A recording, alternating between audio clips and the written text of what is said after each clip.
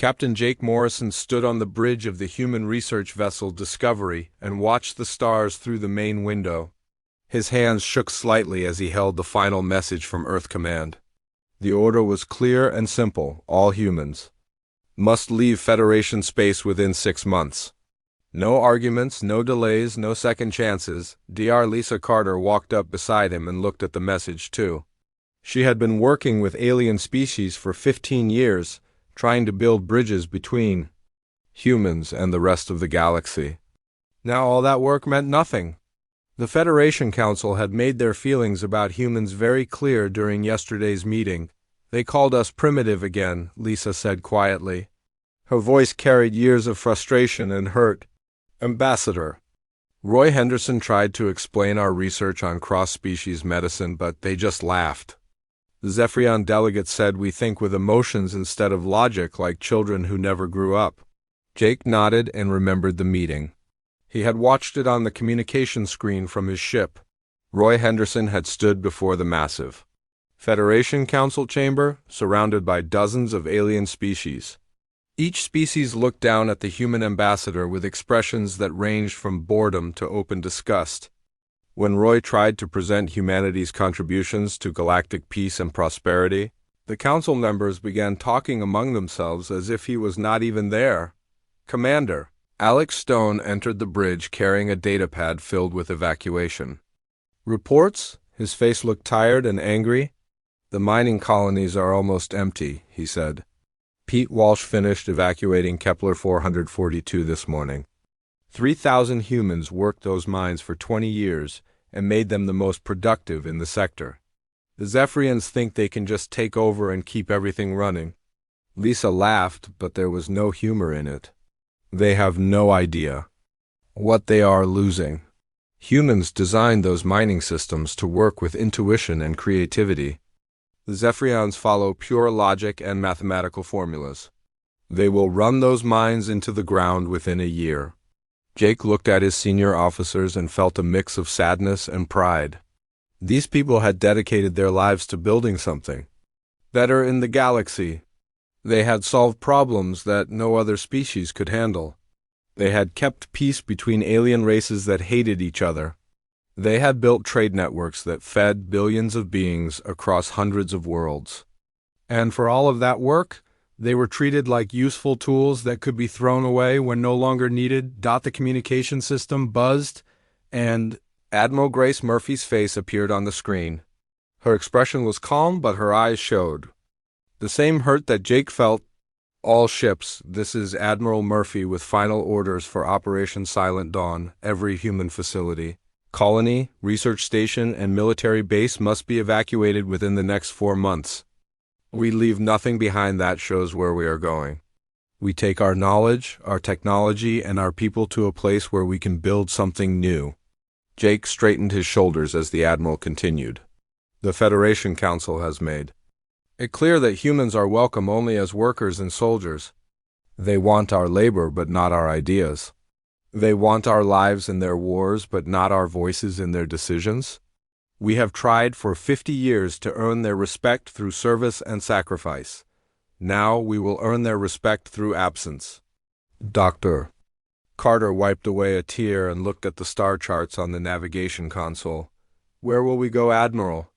Grace Murphy smiled for the first time in weeks.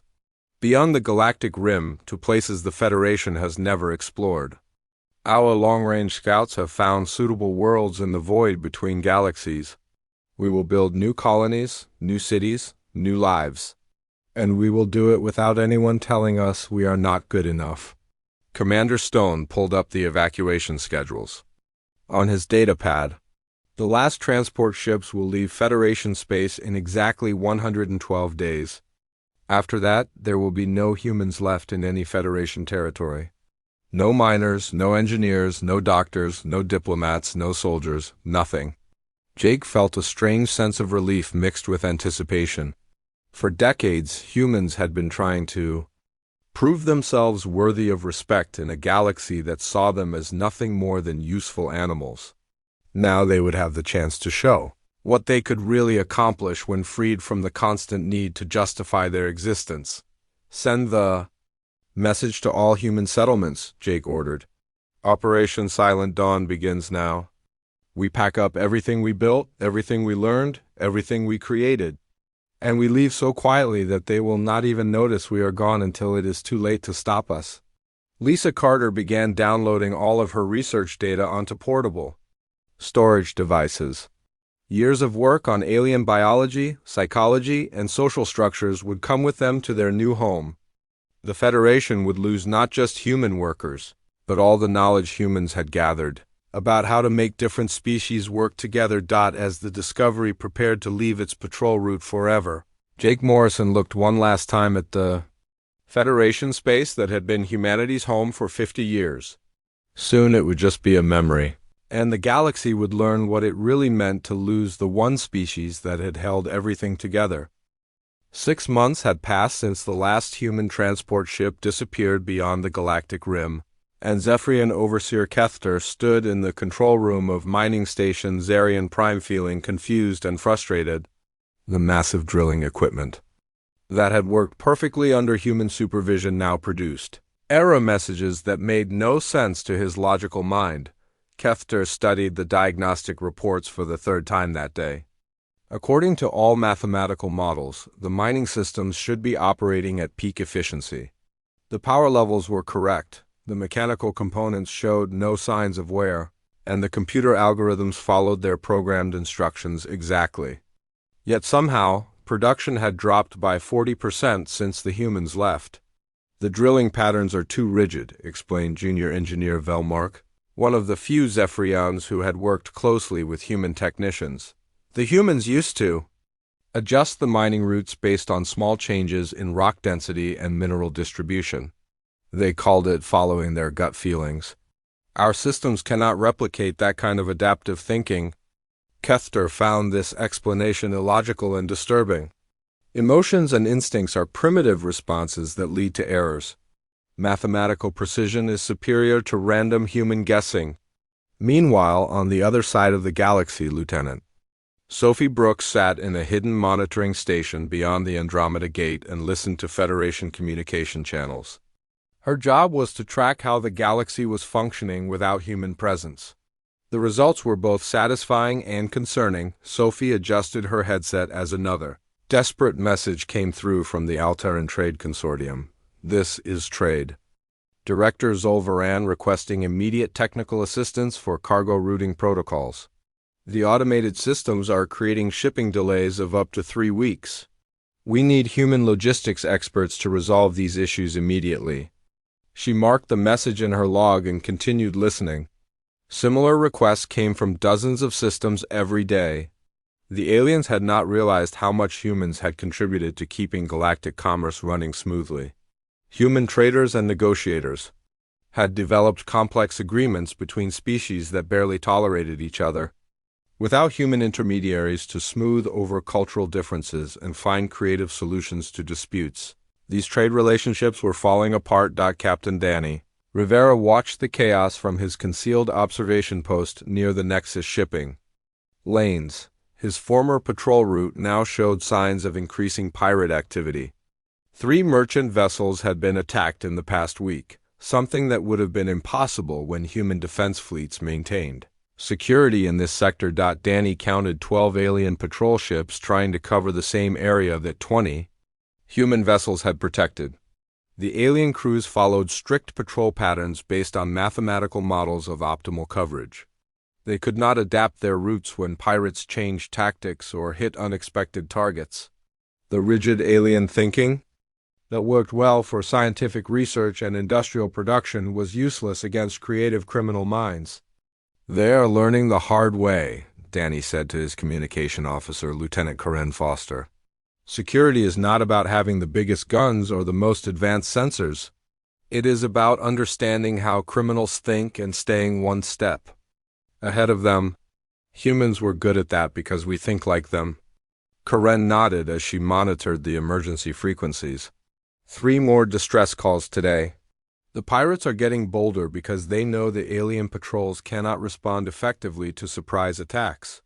On the diplomatic front, Federation, Counselor Velanaren of the Altaran Hegemony struggled with the breakdown of interspecies agreements that had taken decades to negotiate. The complex mining rights treaty between the Crystalline Consortium and the Mechanical Syndicate was falling apart because neither side could find compromises on disputed territories. Valanaran remembered how human Ambassador Roy Henderson had solved similar disputes by finding creative solutions that satisfied both parties' core needs while ignoring their surface demands. Henderson had understood that successful diplomacy required reading between the lines and addressing hidden concerns that species were too proud to admit publicly. The humans had a gift for seeing connections that we missed, Valanaran admitted to his aide. They could find common ground between species that seemed to have nothing in common. Without their mediation skills, old rivalries are surfacing again. Dr. Sophie Collins monitored galactic medical networks from her research station and watched the healthcare system slowly deteriorate.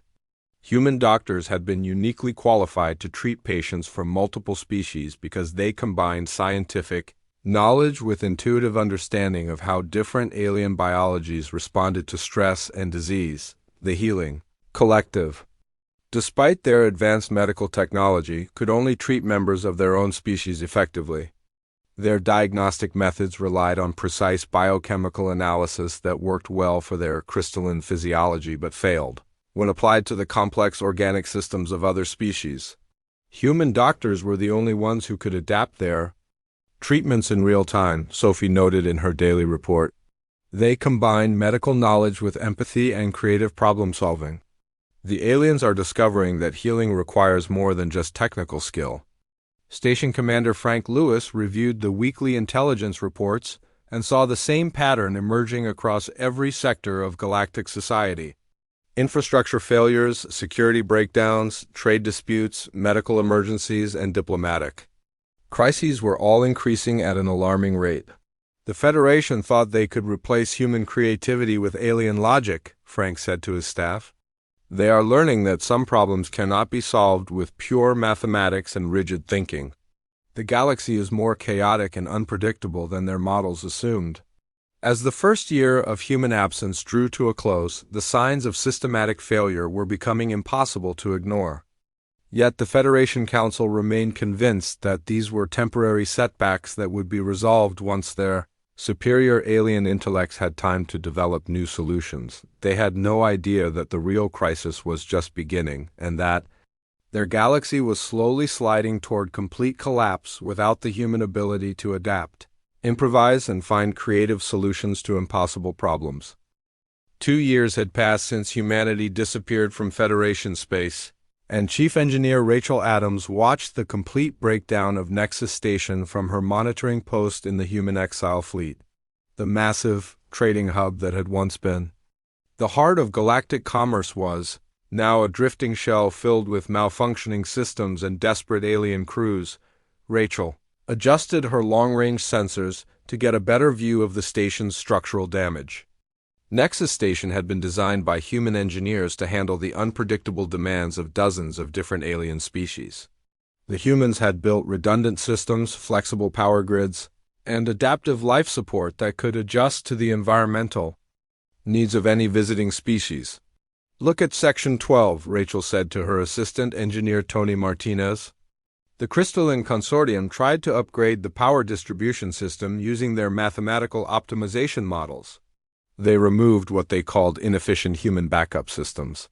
Now the entire section is without power because they could not predict that 3 different species would arrive at the same time with conflicting environmental requirements."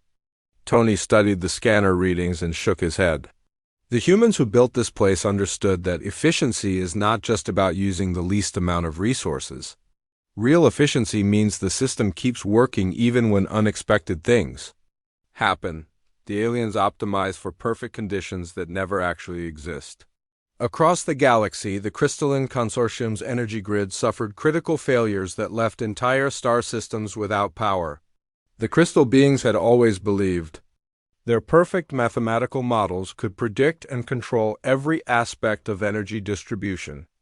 They had never understood why human engineer Sam Collins had insisted on building seemingly random backup generators and emergency rerouting systems throughout their network. Consortium Prime Calculator.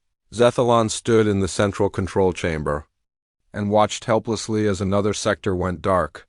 The human colonists claimed these backup systems were necessary for unpredictable stellar events and equipment failures. Our calculations showed such events were statistically insignificant. We removed his inefficient additions to improve system performance. But Prime Calculator, said Junior Analyst Heftar, the backup systems Collins designed have activated 73 times in the past 6 months. Each time they prevented cascade failures that our model said were impossible. Zethalon S. crystalline. Form flickered with confusion and anger. Mathematics cannot be wrong. If these events were truly unpredictable, then the universe itself is flawed.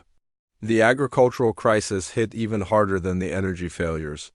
Human agricultural specialist Maria Lopez had developed farming techniques that worked across hundreds of different planetary conditions by combining scientific knowledge with intuitive understanding of how different plants responded to stress, climate variations, and soil changes. The botanical collective, despite being plant-based life forms, themselves could not replicate Maria's adaptive farming methods. Their approach to agriculture followed rigid biological protocols that worked perfectly under ideal conditions but failed catastrophically when faced with the normal variations of real-world farming. Collective Overmind spoke through its representative pods to the Emergency Council. The human Lopez used techniques that seemed to violate our understanding of optimal plant biology. She would plant certain species together that our models said would compete for resources. Instead, they helped each other grow stronger. She adjusted fertilizer mixtures based on what she called plant emotions, which our science says do not exist. Food riots broke out on 17 worlds as crop failures spread throughout Federation space. Species that had never worried about hunger suddenly faced starvation because they had become dependent on human agricultural innovation without understanding how it worked. Dr. Henry Clark monitored these failures from humanity's secret research facilities and documented how alien attempts to reverse engineer human technology consistently failed. His team had been studying this phenomenon for months and had reached some disturbing conclusions about the fundamental differences between human and alien thinking. The aliens are incredibly intelligent within their specialized areas, Henry explained to his research team. The Zephyrians excel at logical analysis. The crystalline consortium understands energy systems better than anyone, and the botanical collective knows more about plant biology than humans ever will. But they cannot think outside their specializations. Dr. Amanda Foster, Henry's deputy, pulled up examples of failed alien projects. Look at this attempt by the Mechanical Syndicate to improve human factory designs. They made every individual component more efficient, but the overall system became less productive because they could not understand how the different parts worked together. Henry nodded and highlighted another case study. Or this medical facility, where the Healing Collective tried to upgrade human emergency procedures. They optimized each treatment protocol separately, but they destroyed the workflow that allowed human doctors to handle multiple emergency cases simultaneously. The pattern was clear and troubling. Alien minds were incredibly powerful within their narrow areas of expertise, but they lacked the human ability to see connections between different fields of knowledge. Humans were generalists who could combine insights from multiple disciplines to solve complex problems that required creative thinking across traditional boundaries. Meanwhile, security throughout the galaxy continued to deteriorate as criminal organizations adapted their tactics faster than alien law enforcement could respond. The galaxy's most dangerous criminals, who had been contained by human-designed prisons and rehabilitation programs, escaped and formed new crime syndicates that the rigid alien justice systems could not handle. Federal Administrator Max Turner's reports painted a picture of total system breakdown. Traditional alien law enforcement relied on predictable criminal behavior patterns and deterrent strategies that worked for their own species. They could not adapt to the creative and unpredictable criminal minds that thought outside normal social boundaries.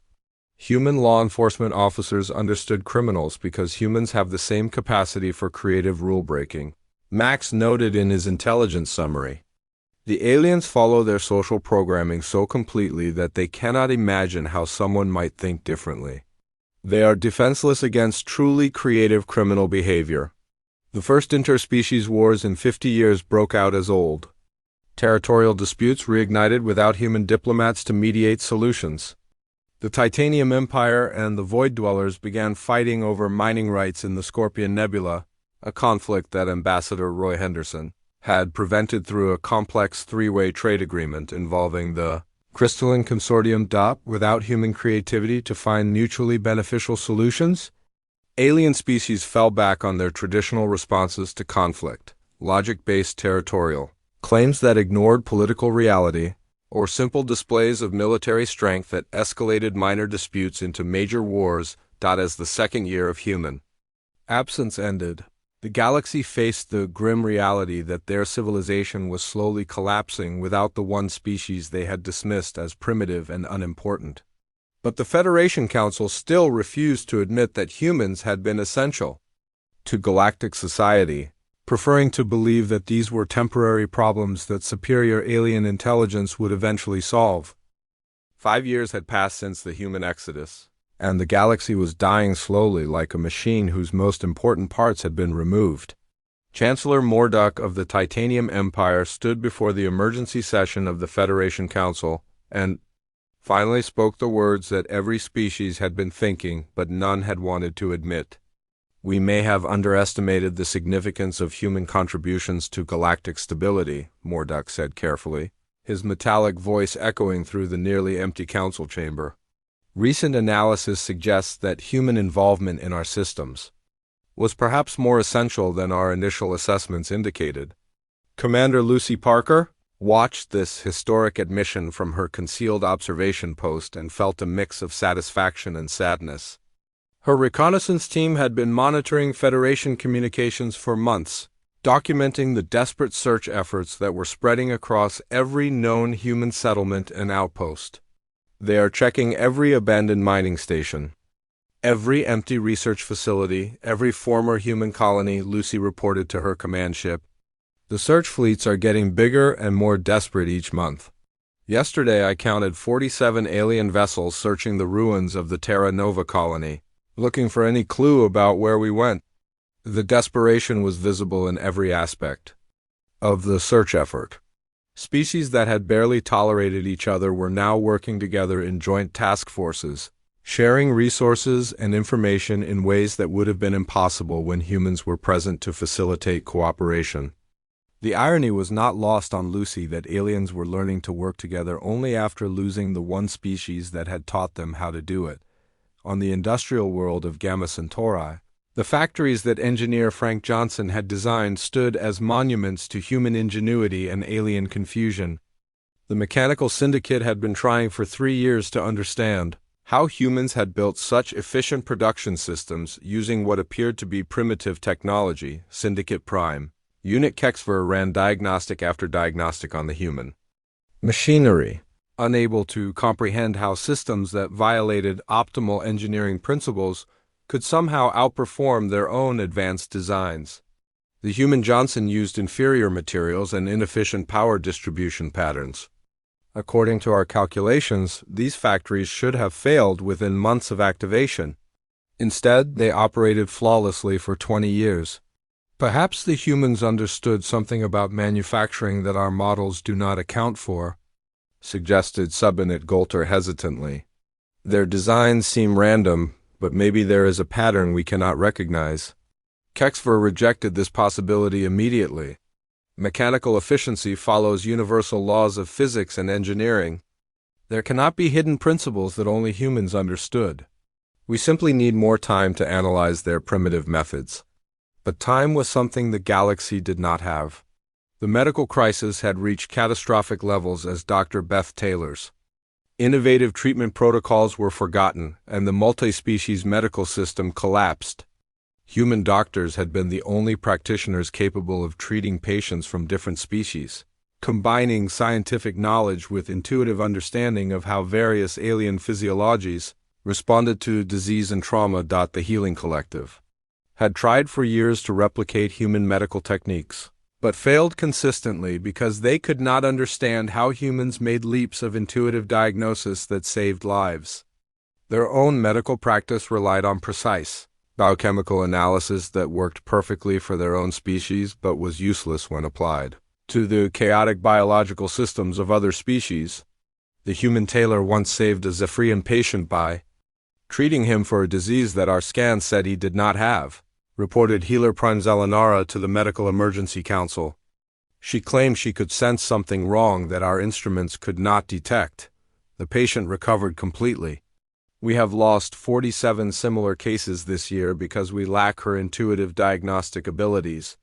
The breakdown of the justice system created even more problems as the galaxy's most dangerous criminals escaped from prisons designed by humans and formed new crime syndicates that alien law enforcement could not combat effectively.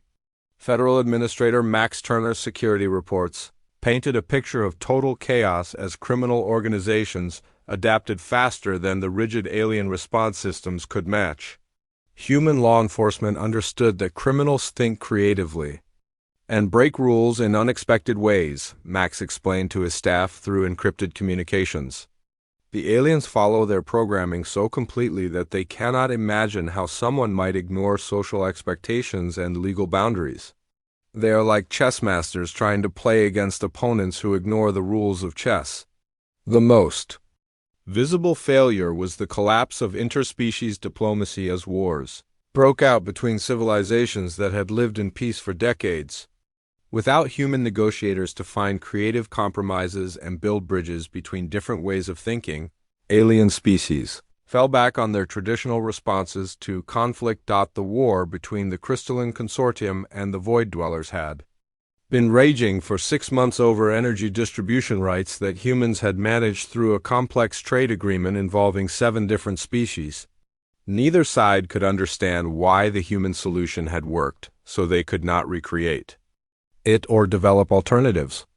The humans somehow convinced our traditional enemies to become trading partners, admitted Consortium calculator Yavelin during a rare moment of honesty. Their agreement made no logical sense according to our economic models, yet it generated prosperity for all participants.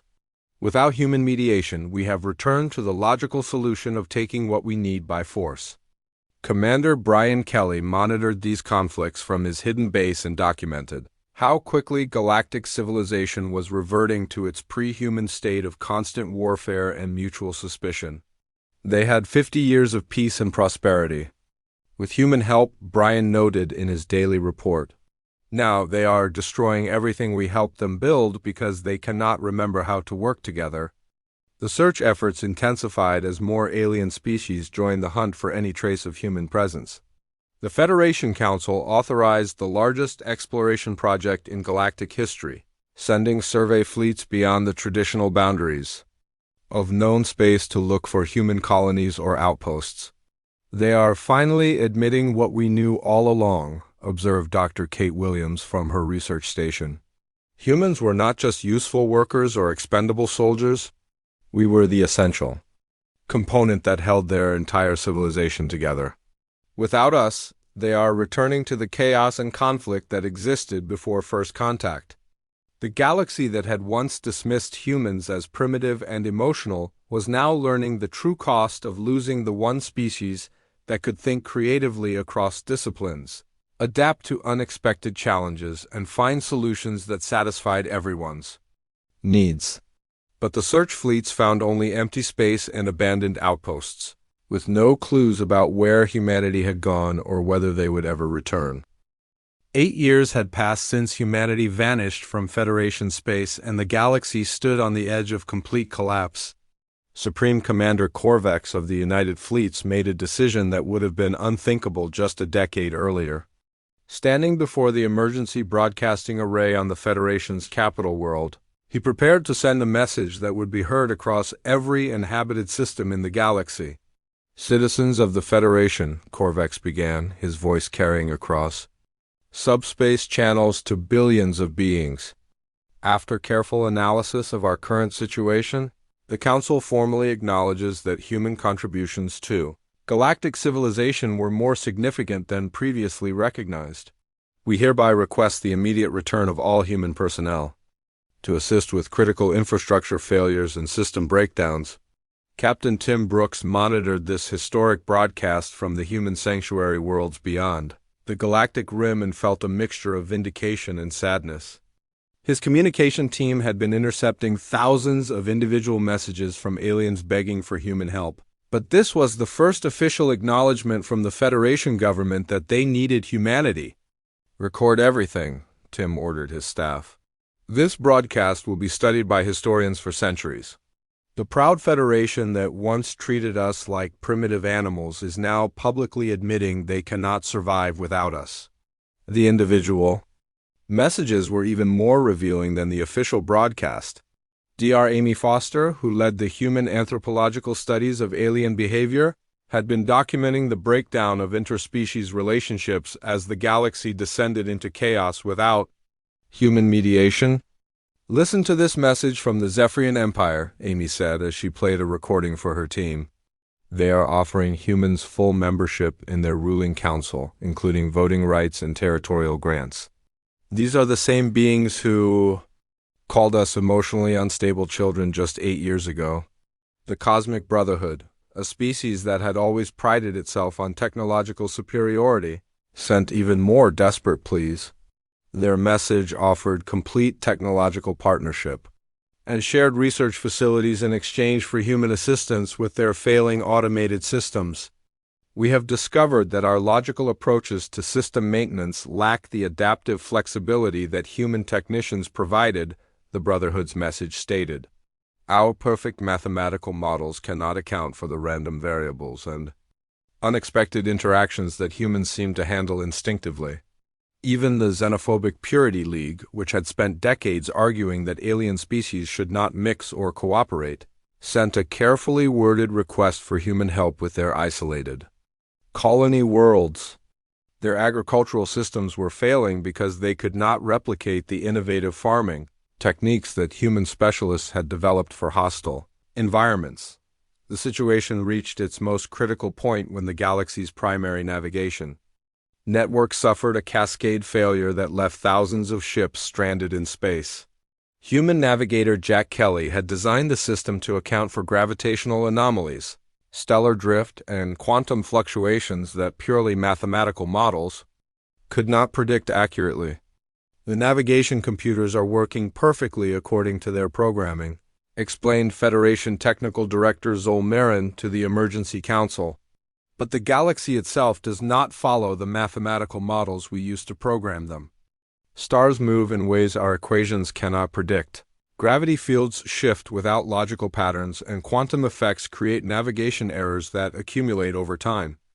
Without the constant human updates and intuitive corrections that had kept the system functioning, space travel became increasingly dangerous as ships found themselves light years off course or trapped in gravitational anomalies that the computers insisted did not exist." Dr. Kelly Morgan monitored the crisis from the Human Ethics Committee and watched as the galaxy learned painful lessons about the difference between intelligence and wisdom. "The aliens are incredibly smart within their specializations," Kelly noted in her daily reports. "But intelligence without adaptability is useless when facing complex real-world problems that do not follow theoretical models." The breakdown accelerated as more systems failed in cascade effects that the aliens could not prevent or repair. The Healing Collective lost entire medical facilities when their precise treatment protocols failed to account for the natural variations in patient biology that human doctors had handled through experience and intuition. "We followed every procedure exactly as programmed," reported Medical Director Hetzolen after the latest medical disaster.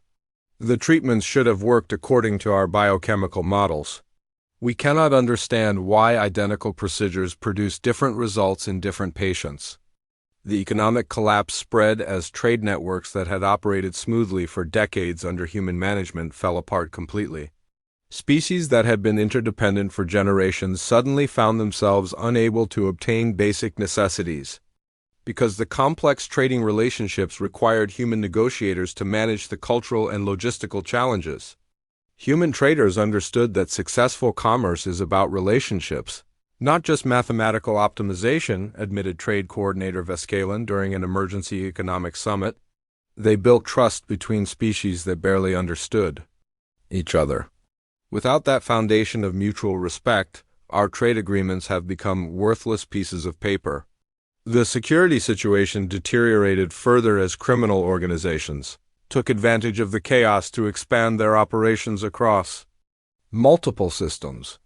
Alien law enforcement agencies, designed to handle predictable criminal behavior within their own species, were helpless against the creative and adaptive criminal minds that thought outside normal social boundaries. Captain Steve Miller, monitoring security communications from his hidden observation post, documented the complete breakdown of galactic law enforcement.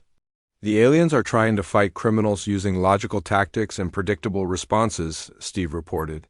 But criminals succeed by being unpredictable and breaking rules that normal citizens would never question. Human law enforcement understood this because we have the same capacity for creative rule-breaking. As the 8th year of human absence drew to a close, the Federation faced a truth that its leaders could no longer deny. The galaxy was not just experiencing temporary setbacks or technical difficulties. It was witnessing the complete collapse of a civilization that had been held together by the one species its leaders had dismissed as primitive and unimportant. We built our entire society on the assumption that logical thinking and specialized intelligence were sufficient to solve any problem, admitted Chancellor Mordock in a private message to his advisors. We never understood that humans provided something our minds cannot replicate: the ability to think creatively across disciplines, adapt to unexpected challenges, and find solutions that work in the real world rather than just in theoretical models. The desperate messages continued to flood human communication channels as individual aliens and entire species begged for the return of the beings they had once treated as useful tools. But the humans remained silent in their sanctuary beyond the galactic rim, leaving the Federation to face the consequences of their own arrogance and prejudice. 10 years had passed since humanity left the Federation, and Admiral Carl Wright stood before the Human Colonial Council in the Great Assembly Hall of New Terra, the capital of their thriving exile civilization. The council chamber buzzed with intense debate as humanity's leaders faced the most important decision in their species' history. The Federation is offering us complete equality, Admiral Wright announced to the packed assembly. Full voting rights in the Galactic Council, guaranteed representation in all major decisions, and the establishment of the Human Protection Accord to ensure no species can ever again treat us as second-class citizens. Commander Alan Ross rose from his seat among the delegates and spoke with the passion of someone who remembered the old humiliations. Why should we return to help those who treated us like useful animals for 50 years? Look what we have accomplished here in just one decade. Our new colonies are more advanced than anything in Federation space. Our cities are marvels of engineering and social harmony. Our research has progressed faster without alien interference. We have proven that humanity never needed the Federation. They needed us. Murmurs of agreement rippled through the assembly as Alan's words struck home with many delegates who had suffered under alien prejudice and discrimination. The human exile had indeed been remarkably successful, with new technologies, thriving colonies, and a level of social cooperation that exceeded anything they had achieved while trying to fit into alien society. Dr. Kelly Morgan, head of the Ethics Committee, stood to present the opposing view. Her voice carried the weight of someone who had spent decades studying both human and alien behavior. Everything Commander Ross says is true. We have built something wonderful here, free from alien prejudice and limitations. But the question before us is not whether we needed them. The question is whether we are the kind of species that abandons others in their time of greatest need. Kelly activated a holographic display showing the latest intelligence reports from Federation space. Images of collapsed cities, stranded ships, failed medical facilities, and war-torn worlds filled the assembly hall. The galaxy is dying without U.S. Not because they were evil or deliberately cruel, but because they literally cannot think the way we do. Their minds are incredibly powerful, but also incredibly limited. They cannot adapt, improvise, or find creative solutions to complex problems. The debate continued for hours as delegates wrestled with conflicting emotions of hurt, pride, compassion, and responsibility. Captain Jake Morrison, who had led the original exodus, finally requested permission to speak. The assembly fell silent as the man who had guided humanity's departure rose to address his people. "I was the one who gave the order to leave," Jake said quietly. "I was tired of watching humans die in alien wars while being treated like expendable tools. I was angry at the constant humiliation and dismissal of our contributions. I wanted to prove that we were better than they thought, and we have proven that. But now I ask myself, what kind of victory is it if we become the very thing we criticize them for being? Cold, logical, and unwilling to help those who need us." The vote was close, but Dr. Kelly Morgan's arguments about human compassion and responsibility ultimately carried the day. The Colonial Council voted to return to Federation space, but only under strict conditions that would guarantee human rights and dignity. Captain Steve Miller was chosen to lead the first contact mission back into Federation space after 10 years of absence. His flagship Endeavour emerged from the void between galaxies and immediately received dozens of desperate communication signals from alien vessels and stations. "This is Captain Steve Miller of the human vessel Endeavour," he broadcast on all Federation frequencies. "We are responding to your requests for assistance. All human vessels in this fleet are operating under the authority of the human colonial government and the terms of the new Federation Charter." The response was immediate and overwhelming. Alien commanders who had once looked down on human officers now spoke with voices filled with gratitude and relief. The proud Zephyrian fleet admiral, who had mocked human emotional thinking 10 years earlier, now requested permission to escort the human ships to the nearest Federation station. "Captain Miller, this is Admiral Kethsen of the Zephyrian Defense Fleet. We are honored by your return and ready to provide any assistance you require. The Federation Council is waiting to formalize the new accords that will guarantee human rights and equality." Steve felt a complex mix of emotions as he watched the alien vessels surrounding his fleet in protective formation. These were the same species that had dismissed humanity as primitive and useful only for dangerous work. Now they treated the returning humans like saviors coming to rescue a dying civilization. The formal ceremonies took place on the rebuilt Nexus Station, which had been hastily repaired for the occasion. President Ellen Davis, elected leader of the human colonial government, addressed the reformed Galactic Assembly, where humans now held positions of respect and authority. "We return not as conquerors or as those seeking revenge," Ellen announced to the assembled representatives of dozens of alien species. "We return because it is in our nature to help others, even those who have wronged us. The galaxy is large, enough for all of us to prosper together, but only if we treat each other with the respect and dignity that every intelligent species deserves." The new Federation Charter established humans as equal partners in galactic governance with guaranteed voting rights and protection against discrimination. Human colonies were granted autonomous status within Federation space, and human technology and knowledge were recognized as proprietary assets that could not be taken without compensation. But more importantly, the Charter established principles of interspecies cooperation based on mutual respect rather than hierarchical dominance. The aliens had learned through bitter experience that diversity of thought was essential for solving complex problems that no single species could handle alone.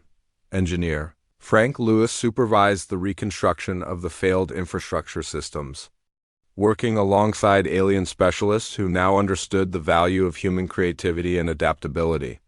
The new designs incorporated both alien precision and human flexibility, creating systems that were more robust and reliable than anything either species could have built alone. Lisa Carter returned to her research on interspecies medicine, but now she worked as an equal partner with alien healers rather than as a subordinate technician. The medical advances that resulted from combining human intuition with alien scientific precision revolutionized healthcare throughout the galaxy. Captain Danny Rivera resumed his security patrols, but now he commanded mixed human-alien crews that combined the best aspects of both logical planning and creative adaptation. Crime rates dropped dramatically as the new security forces proved capable of handling both predictable and unpredictable criminal behavior. The final scene took place 1 year after the human return, as President Ellen Davis stood on the observation deck of the new Joint Research Station orbiting the galactic core. Human and alien scientists worked together in laboratories that buzzed with innovative projects that neither species could have imagined alone. We could have stayed in our exile and built a perfect human civilization, Ellen reflected as she watched the mixed crews working in harmony. But perfection without compassion is just another form of failure. We came back because helping others, even those who hurt us, is what makes us human. And now we have built something better than either of us could have achieved alone. The galaxy had learned that true strength came not from the dominance of any single species, but from the creative cooperation of different minds working together toward common goals. Humanity had left quietly to prove their worth, and in returning, they had taught the galaxy the most important lesson of all, that diversity and compassion were the foundations of true civilization.